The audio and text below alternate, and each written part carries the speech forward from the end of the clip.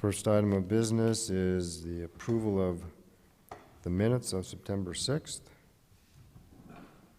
2022.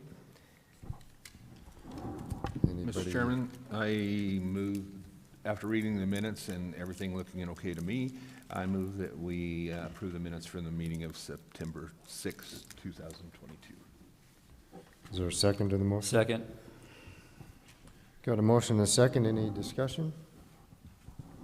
Let's proceed to vote. Weiss? Yes. McDaniel? Yes. Levy? I abstain. Oh, that's right. Scorts? Yes. Remy? Yes. Next item is public participation. Do we have anybody that wants to address the commission? Seeing none, we'll move on to public hearings, and Cheryl and Sean will fill us in on this item.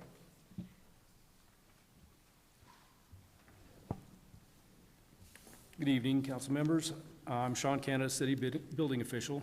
Since Ms. Dosdall is out of town, we'll be presenting an item for Mr. Staton Jeter, resolution number 11, 2022. Mr. Jeter is proposing conditional use permit to construct a new 2,400 square foot metal shop building located on 2 parcels totaling 1.18 acres, which would be required to be consolidated, the 2 lots into one, which is in progress. This is located at 820 North Dolores Road. His residence is located on 1 parcel. He wishes to construct the shop building on the other, currently a vacant parcel in the R1 zone. The site is bounded on all sides by R1, residential single-family zone property. R1 zone parcels surrounding the property are all larger than the minimum lot size for the R1 zone. Proposed property is significantly larger than the minimum for the zone. So you have the stats there. Are there any questions or anything I need to clarify? Any questions for Sean? Can you give us a minute because we just got these documents and didn't have them earlier? Certainly. Okay. Thank you.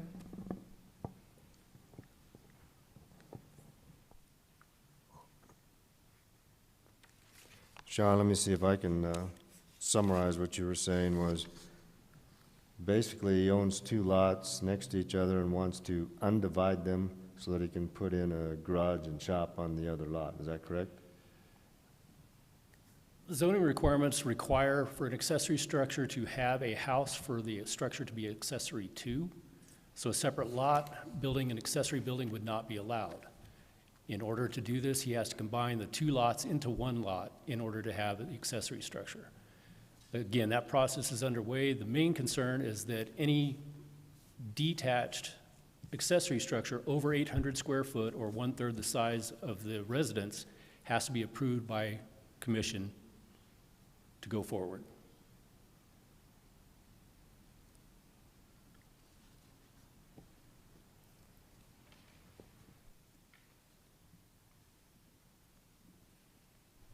Do you know what the square footage of the primary residence is and what the difference is between that and the proposed structure?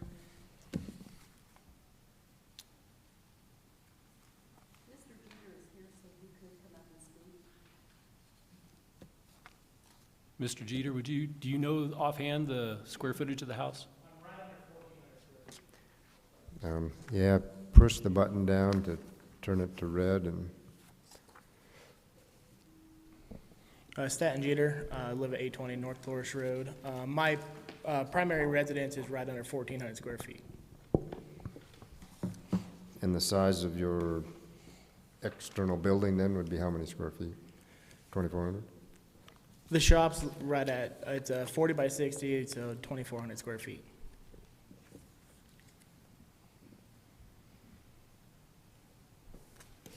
And Mr. Jeter, from what I read in the packet, you're using the shop for personal use, right? Yes, ma'am. Thank you.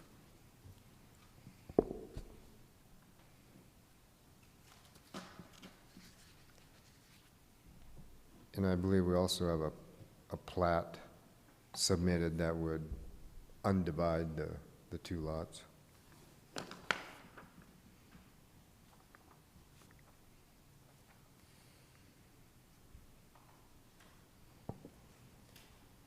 You should have a small plat map in your packets. We also have a larger one there if you'd like a little bit more visual.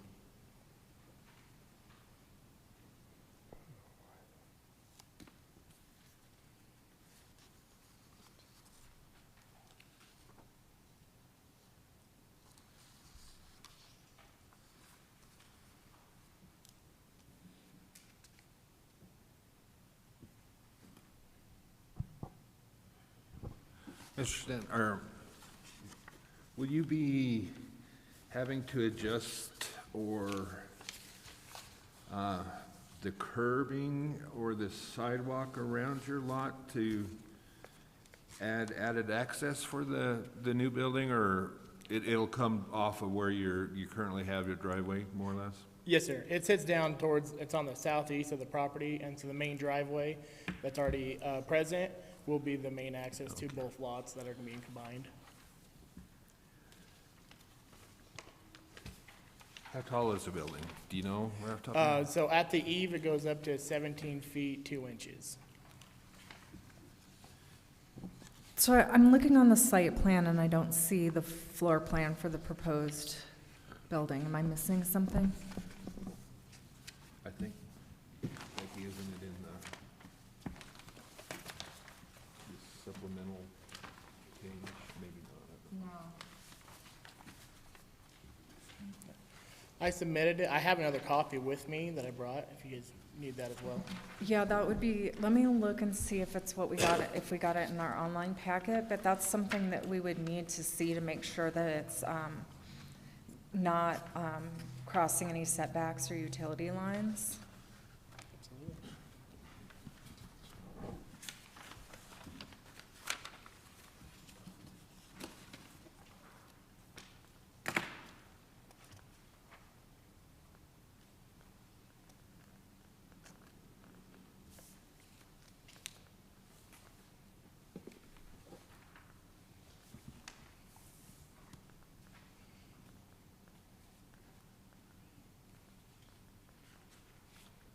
Looks like the easements are marked.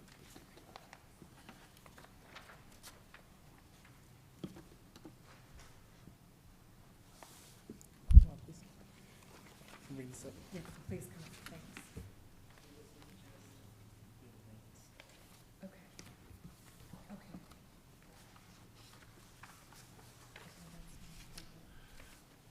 Mr. Jeter, if the lots weren't combined, this new building wouldn't fit on the, I mean, it needs both lots to fit where you want to put it, It does fit on one lot.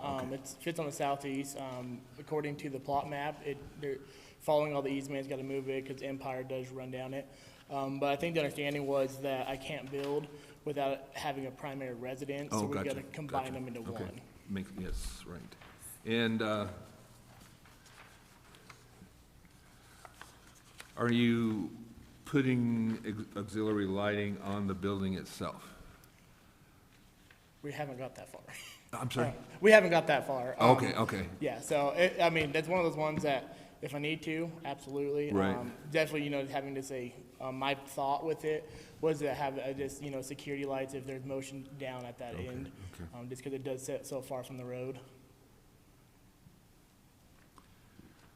That's the only questions I have. Thank you. I guess, so when I say site plan, sorry, like where is it going on your lot?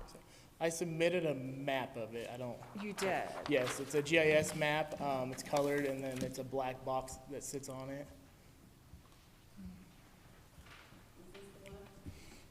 Has it got the?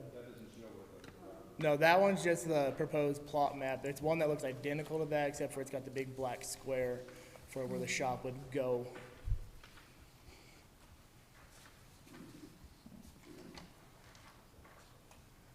Okay, I don't have it. No.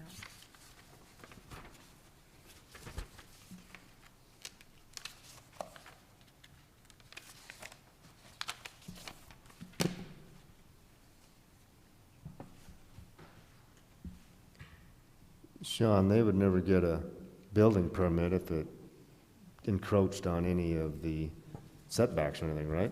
Correct. Okay. That is a requirement of the building permit. We will check that. And I believe there was one turned in, but I don't know that Ms. Dosdall had it, but I don't see it in our packets either.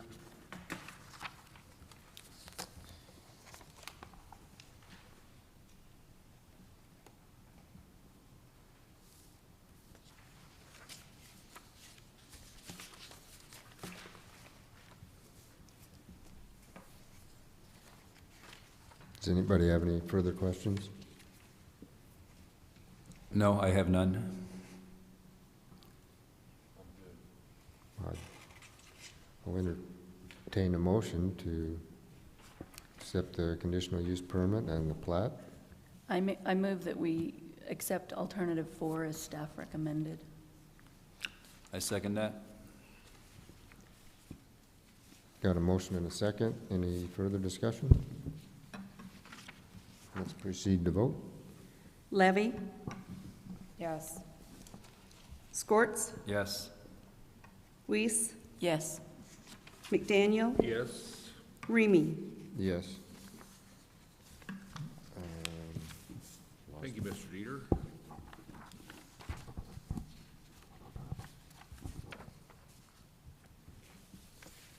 Lost my agenda. Thanks. Next item, any unfinished business, new business. We had talked about adopting the same guidelines for public hearings or public comment that the council uses. However, Patrick is submitting stuff to the council to where they will change some of their public comment ideas. So if we adopt these guidelines tonight and we want to follow city council and then city council changes, we'd be adopting some other ones. I guess my recommendation is we table this until we see what city council is going to do. I have an alternative suggestion that we pass a resolution that we make our rules of decorum the same as the city council, whatever they may be, unless we have a problem with that. Can we do that? Yes, you can do that. Which would then change them to what the city council is doing now, and if the city council changes in the future, we'll change ours and we'll be in complete synchronicity with the city council, right? That's correct. Okay, so that's, if we can discuss that, but I might propose that one. Yeah, that's a good thought.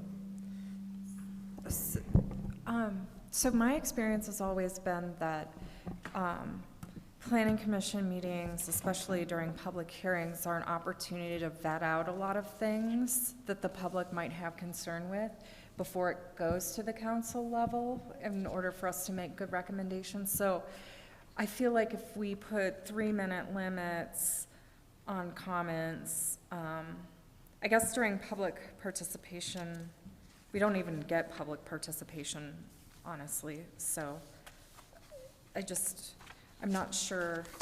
I haven't had a chance to read these because these weren't in our packet, but. We had some issues last week. Yes, we did. Oh, okay. Oh, I missed out on the party? That's why Lance asked for this. Oh, okay. Because it was kind of chaotic. Unrelated. It went Yeah. on and on and on. Yeah, it was And a couple, it was. circus-like. Yeah, it was, I mean, it wasn't extreme as it was the city council during the Yeah. land use code Oh, era, yeah. but it was pretty extreme. Okay. Well, and I just wanted to ask, if I may, are these better than what we have? I mean, what made you submit these? Well, I've worked for a number of jurisdictions, most recently Mesa County, and what I submitted, and the council hasn't even seen this or agreed to consider, they just adopted their Resolution 11 this year, so they may not be in the mood to review their rules of decorum so soon after adopting the new ones anyway. But in Mesa County, they would have frequently a lot of contentious meetings and significant citizen input, and to the point where we had a law enforcement officer posted at the door for all meetings, and so it became kind of necessary to have a little more organized set of rules of decorum, and then to spell out the procedure. And if you'll look at the materials I provided, it has a set of procedures that are somewhat different than what you all do. And the main difference, I think, is involving the applicants. In most of the jurisdictions I've been involved with, the applicants took a more active part in presenting their project, rather than here it seems like we rely on the staff almost exclusively, and sometimes the applicant doesn't even stand up to comment, or they just say nothing further. And I think ideally you want to hear from the applicant and have a special time carved out. Now, they can say, I don't have anything to add, but I think the staff should be certainly not in an advocacy position for the application. They should present kind of a summary of the facts, why they're here, what they're asking for, what unique provisions of the code are involved, and that sort of thing. But if you go much beyond that, then the staff, and the staff may be advocating against the project as well, and that's not appropriate either. I mean, they can make a recommendation, but I think ideally you want just the factual summary from staff. The applicant gets up and makes their best case, and sometimes, if it's a complicated matter, they may hire a consultant to be their spokesperson. And if it's like this deal here, it probably didn't make sense for him to hire a consultant to speak. But on a complicated subdivision, if the developer isn't a professional developer and they're just a landowner that hasn't done this before, they may bring in a consultant. But I think it's important that they be given the opportunity to present their best case, because they're the advocate, and the staff is really there to kind of present the facts. Now, I think it's also appropriate, after the applicants made their case, that the staff kind of provides concluding remarks, even to the point of saying, we recommend approval or denial, if whatever the case may be, because you want to rely on the professional opinions of your staff as well. But I think, the initial presentation should be the applicant's responsibility, after the staff kind of just presents the basic facts, so you understand what's going on. But in terms of the rules of decorum, I've seen it in a number of ways. You talk about the time limits. Sometimes you could say,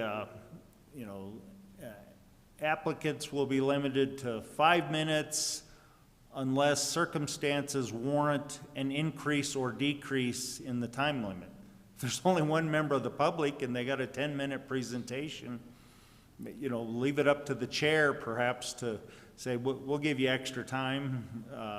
If there's 100 people in the audience, you might limit it to 3 minutes or even 2 minutes. And I've seen it where they'll ask people, if you're all here to speak on the same issue and you're part of a group that has the same position, if you can nominate a spokesperson and say you all agree with what that person says.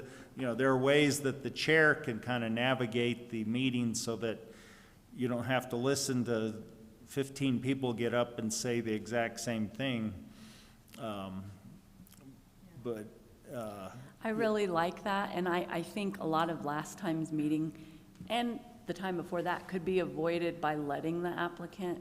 I think our discussion would be ignited by the applicant presenting. I feel like they were all coming from behind after all these members of the public were mad, and then it's not a very professional meeting, so. You're right, and it's every time I've been part of a public hearing, other than here, elsewhere than here, it's always been the applicant presents their application.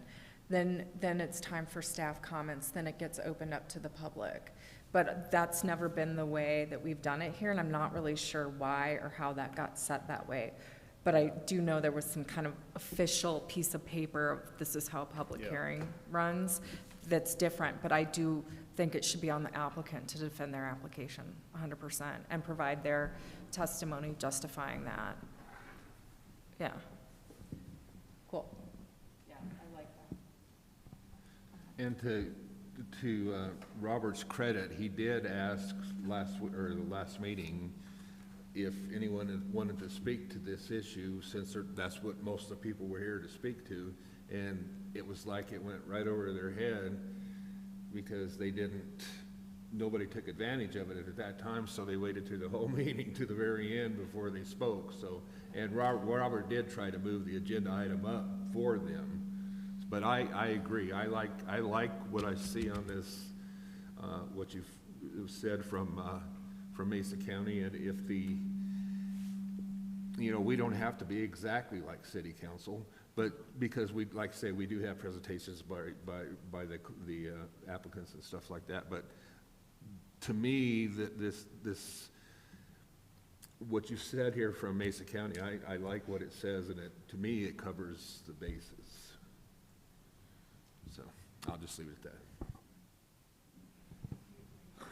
that. I have one kind of a personal thought that I'm not sure everybody agrees with, but, and I know it appears at city council, at least here, the only time that public comment is received on an agenda item is if it's a public hearing. And like resolutions don't require a public hearing, but I've always advised my clients that if the commission or the council is going to vote on an item, other than a ministerial item like motion to adjourn or motion to go into executive session or something like that, that if you're going to vote on something, you probably ought to see what the public, they may have some thoughts to aid your decision making, and one thing that can be problematic if you're going to allow that, if you allow a public participation time period at the beginning or at the beginning and the end of the meeting, especially at the beginning, a lot of people will see that the item they're really interested in is later in the agenda, but it's not a required public hearing. And so they'll get up and comment on that item during the public participation section when the commission or the council, they're not focused on one item. They're listening to everything that comes up. And so a lot of jurisdictions will require that if you're going to speak during public participation, you can only speak on items that aren't on the agenda, whether they're a public hearing or not. That if you want to speak on one of those items, you have to wait till it comes up on the agenda. That way everybody's focused on that item, and I think the comments tend to have more weight if they're received at the same time as all the other input. Along those lines, then, are you going to, sorry. Along those lines, are you going to recommend that that each agenda item that starts out being having a discussion period also have a public comment period? Or? Yeah, I'm going to have the conversation, I think, with council. It may be a work session type issue. Yeah. And, I mean, that it does makes make sense. the meetings last a little longer, although as you can see, most issues, there's not public comment, but sometimes you get a lot. Yeah. And I think you do a disservice to the public if you don't allow them to speak where it's not legally required. And I think that piece is really important to have ironed out before, further limitations on the public comment portion of public participation of the agenda. You know what I mean? Because I agree, because I think if people feel like they can't talk about what they're there for on the agenda, you're just making sure that they Yeah. know the appropriate time that they're gonna best be heard is when that subject matter's up for discussion as opposed Because to. I think if they have the option to speak right at the beginning of the meeting or wait until comes up on the agenda, a lot of them want to put their 2 cents in and leave, go home, And unfortunately, to fully participate in the public process, maybe you ought to stick around until that agenda item is heard. And so I think it's, but I'm not sure the council may say, well, thanks for your input, Pat, but we like the way we're doing it now. So, I think they're complying with what they're legally required to comply with. And, most of the hearings at the council or planning commission go smoothly, and there's not a lot of public input. But from what I understand, they used to only have one public participation time frame, and that was near the beginning of the meeting. And I think it was during the COVID period where the issues of mask mandates and business shutdowns and that sort of thing was going on, that so many people came in to speak that the public participation time took sometimes a couple hours, and it was a long time before the council actually got to the main agenda items. So that's why they put some time limits and then gave the public an opportunity at the end of the meeting to speak, which I think probably makes sense. But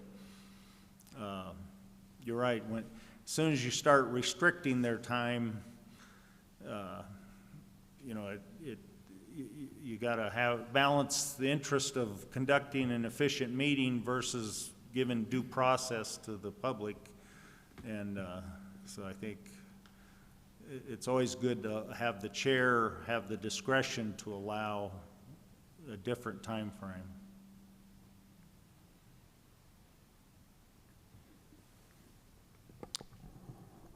I could see the rationale for us doing it the same way the city council does. So when people come here and go through the process, then when they go to council, they would sort of already know the process ahead of time and be going there too, I guess. So it's not that we've had any problems with it, but it would add to continuity and order, I guess. And we've always allowed the applicant to speak however long they wanted without any time limitations, so that's already happening. Just having been a planner and being the staff person who's had to do the reports on public hearings and summarize them, it does put quite a bit of burden on staff to do the introduction and the full application review before it goes to the applicant. Well, and I agree. I know we're departing a little bit from what the city council does, but they don't often have citizens coming in front of them asking for an appeal or a variance, and that's exactly what's happening here. So we need to hear from them so we know, and they should know up front that that's what's expected of them. They have the right to decline, but it's in their best interest to present. And this gives the discretion of the chair to listen to that applicant. Correct. I mean, either one of these. And I don't even mind the time limits, because I feel like the last meeting, people were repeating the same thing over and over, and then coming back up again. I mean, and I think it's just because people don't know. So I would like us to even give a little 2-minute coaching session at the beginning of the meeting to the public on how the meeting runs, so they know what to expect, especially if they've never been to something like this. Yeah, in Mesa County, they actually post the rules of decorum on the screen Nice. before the meeting starts. They provide copies of it at the table when they come in, and then the chair announces that the rules, the adopted rules of decorum apply. If you're uncertain what they are, they're on the screen right now, and they're also, paper copies are in the back, and we will be strictly adhering to them. And if it looks like it's going to be a contentious matter, you know, they even go so far as to remind them of the strict time limits and that we do have a law enforcement officer present, so please behave in a civil manner. And sometimes you have to do that because people, they get pretty heated on certain issues, and so I think it's helpful to take a little bit time to remind them of that. And I don't see anything in this proposed rules of decorum that were printed initially asking anything about where the speaker lives with an address, which we've been doing all along, so I don't know. Yeah, and I have a thought on that too. I think it's probably not appropriate to ask their address. I think you can have them identify if they live in the city limits or in Montezuma County. But I think from a security standpoint, you know, if you require people to give their physical home address, somebody on the opposite side of the opinion can follow them home, or, you know, throw eggs at their house or whatever. I mean, you know, they call it doxing online, where people are harassed online because of their political opinions and so on. And so my recommendation, I've talked to that a little bit about the council and asked them to, you know, I think they're probably going to go that direction, but some people are just used to it. So as soon as they stand up, they give their full name and address. And I think, you know, it's maybe helpful to know if they live in the city limits, because, you know, their opinion might matter more on certain issues because they are citizens or residents of the city. But Yeah, I always kind of had a problem with them giving their address, but even back when I was on city council, that was the norm, and it's like, yeah, but, so yeah, we just kind of continued it, but, yeah.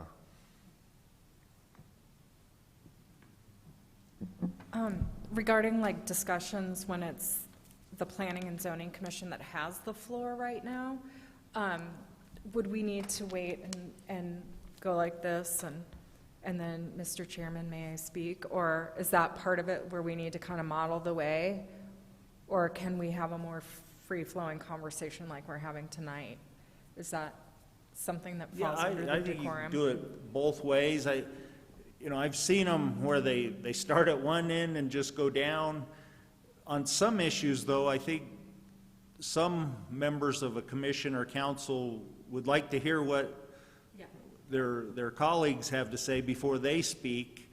And so, you know, oftentimes the chair will just say, you know, who wants to go first? And, you know, and just, you know, kind of bounce back and forth, and, you know, but I would recommend, you know, certainly have a specific time when it's only limited to council or the commission, and that you would have the ability to ask questions of the staff or the applicant. You could ask the applicant to come back up and answer a question, but I think, you know, at some point, usually at the conclusion, you kind of gauge the opinions before the vote and have everybody kind of talk about it. And they don't necessarily have to give which way they're going to vote, but, you know, they might say, well, I'm troubled by this provision or that issue, or I really like this issue. Well, that seems like that's the way we're doing it now. Robert Yeah. opens it up to commissioner comments, then he opens up to public comments. So I think that what you're talking about is the way we have been Yeah, doing it no, since I think- I've been here. Yeah. It works pretty well. any thoughts on Jim's idea of just adopting what the council does versus us doing our own thing? I like the idea that we just, that way if they change, we'll change it. Either way, the vice chair is going to be doing the timekeeping anyway, so it doesn't matter to me. Right, and a lot of this is up to the discretion of the chair anyhow, so it doesn't matter. It's up to your discretion regardless, so that would still be my position, that we adopt whatever the council or city council adopts. So unless there's any more discussion, I might make a motion to that effect.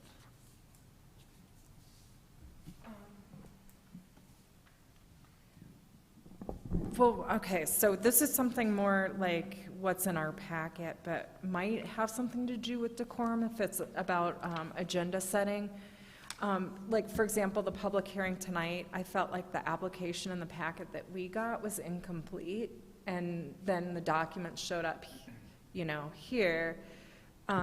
Is there a way that, like, they can be cut off, or is it too onerous because we only meet once a month? Because it just seems like we get last-minute things that, you know, that the applicant doesn't submit or provide to us until, you know, after the packet and the agenda are already set. Yeah, and I'm not, That's a Cheryl, different you thing. could probably speak to this, but I'm not sure what the rules are here. But Yeah. I know in many places, they have definite cutoffs that the applicant and the staff are aware of, and usually it's a few days before the actual meeting so that the packets can be prepared and published. So, you know, they scan them and they're posted online so that the public can see exactly what you're looking at, and it helps them formulate comments that they might have as well. But yeah, I mean, I can sense your frustration not being able to read stuff before the meeting, and that certainly is probably something that you could talk to staff about. And Yeah, when I was superintendent of schools, we had a cutoff that if you wanted to get something on the agenda, it had to be done by a certain time frame. And that was sometimes a week before the actual meeting, but there's always the caveat that lawyers are the exception. They can bring emergency stuff. That's true if it's privileged too. But if it is part of an application and it's something that goes before the public and it's part of a public hearing, then it needs to be on file with the city, you know, 48 hours or whatever that statutory noticing period is anyways, right? So that could be the cutoff, I guess. I'm not blaming staff at all, by the way. I didn't mean it's the applicant. I understand how it goes. So I just want to say that out loud. I think staff is doing really phenomenal. I'm going to make a motion that the Planning and Zoning Commission abide by the same rules of decorum as those adopted by the City Council, effective our next meeting. motion on the table, is there a second?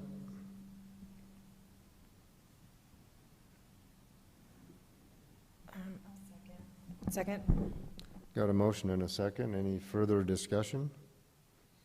I just think that Robert brought up some great perspective that people going to both this meeting and town council meeting, we need to have some similarity, we need to have some continuity, because as we saw last meeting, a lot of folks are not up on how we conduct meetings, and they're here and they're stumbling, and if it was the same thing once they left here and went to town council or city council, I think it would be helpful to the public. And we are addressing many of the issues that were brought up tonight, like the applicant making a presentation, the chairman having the ability to modify the rules, et cetera. So I think this covers everything we've spoken to. And at our last meeting was somewhat unusual that we had so many items. There was like 4 or 5, so. Yeah, I mean, it just seemed like it lasted forever. And if I could, before we take a vote, is this the Mesa one that's in the packet that was? So does the city council have anything about applicants? Because I'd like to see order, like I'd like to see the applicant go first and then the public. So we are more informed when we have our discussion. Applicant, staff, public. Yeah.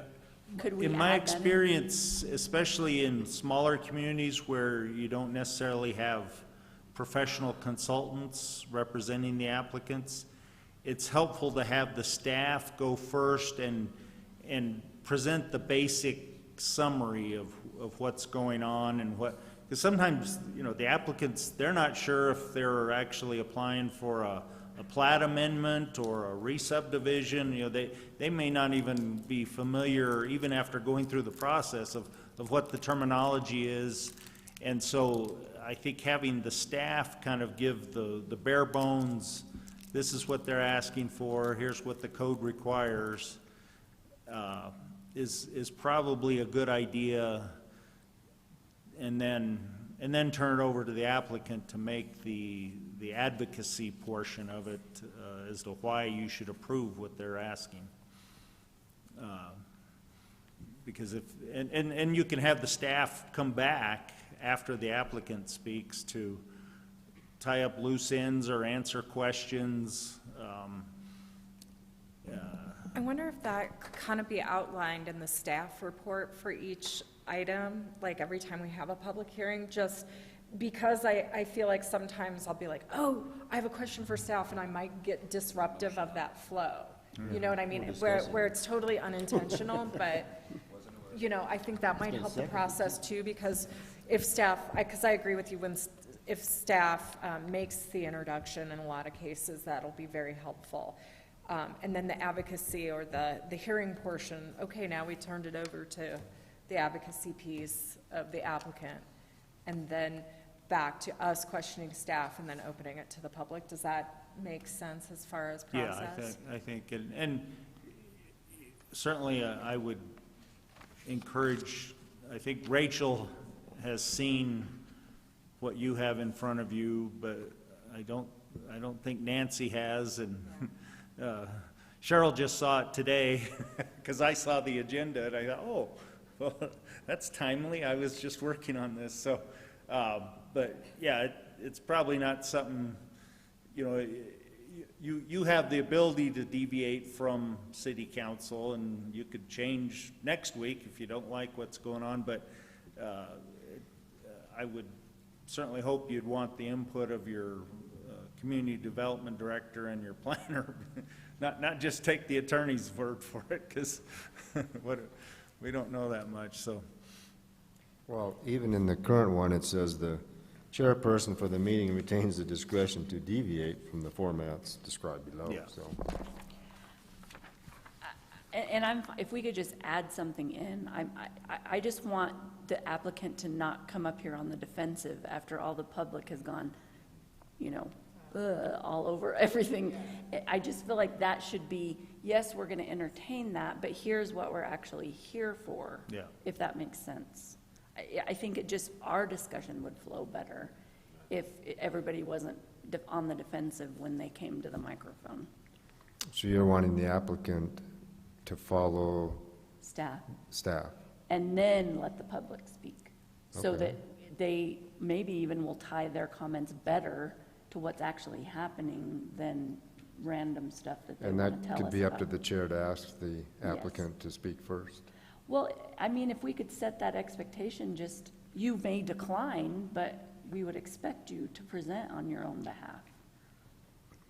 I don't know if that's just like an extra paragraph we can put in there, since that's where we deviate a little bit from what the council does. Yeah. Well, if you'll notice in the draft that I provided, it does have an order of the speakers as well as the rules of decorum, and I think Yeah. that's helpful That is the because yeah, that's the everybody word. expects, okay, this is when I'm supposed to speak, and they don't feel like they gotta jump up, you know, when you first open the item and somebody's anxious to speak about it in the public, and if they know that there is a time provided for their input, and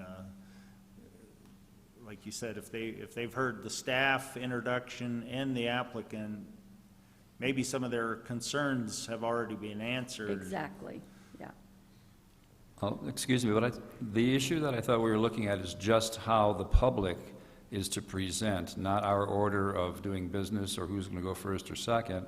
But I think this agenda item, paragraph A, is just like for rules of decorum used for the public participation, and what we're discussing probably doesn't pertain to this. I mean, we can talk about our own rules of order separately, but I don't know that this actually pertains to when we hear different people speak. This is just to make the public aware of what their responsibilities are, I thought.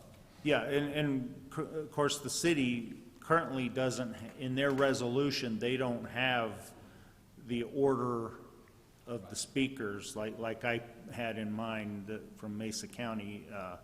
So that's something that I am going to recommend to the city, and that, you know, they incorporate that, but they may or may not do it. But if your motion that's on the table, I think, has just the decorum issues that the city has already adopted. Correct. That just addresses the public participation. It doesn't address our order of business, Yeah. which we can do on our own. Kind of separate issues. So my proposal Okay. is just for public participation. So, and what's already approved by city council versus this, which I think is actually more complete, what you submitted in your staff report,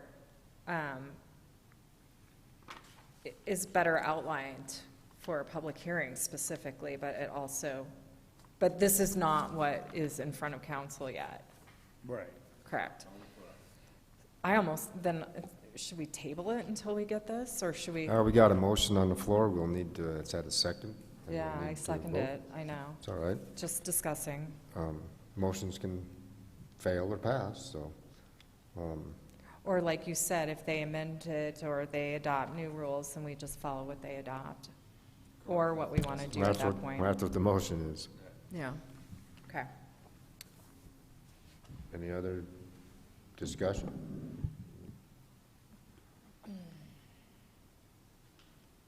Let's proceed to vote then.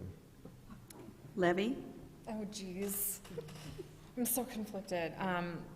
Yes. Scorts, Yes. McDaniel, Sorry. Yes. Weiss, No. Remy. Yes. And the chairperson still has discretion to detect these. As long as the timing is done by the vice chair, I'm okay. If I might add on the timing of the speakers, Mesa County had a system similar to what you have here, where you've got the clock and the, one of the council or commission members would have a set of placards that said, you know, 20 seconds, 10 seconds, and it was kind of confusing because the speaker wasn't focused on that person, or if they were, then they weren't focused on their information. So Mesa County bought a timer that had a little red bulb, a green bulb, and a yellow bulb, and they would, you know, somebody, the IT person would start the clock as soon as the person got up to announce their name, and it was placed right on the podium so that they couldn't help but see when that, and I think when the yellow came on, they had 15 seconds, and when, of course, when it was red, the chair would cut them off, and you know, they'd say, wrap it up, and usually they'd give them, you know, another 5 seconds to kind of complete their thought, but that, I think it helped the speakers to kind of gauge their presentation a little better, rather than having to look over and see somebody waving little time cards. But, and I don't think it was that expensive of a system, but I'll find out and give our IT guys the information on it. Okay, moving on, any other items of business? You've got the building permits, I'd entertain a motion to adjourn. Motion to adjourn. Motion and second, any discussion? Let's vote. Weiss, Yes. Scorts, Yes. Levy, Yes. McDaniel, Yes. Remy. Yes. Meeting adjourned.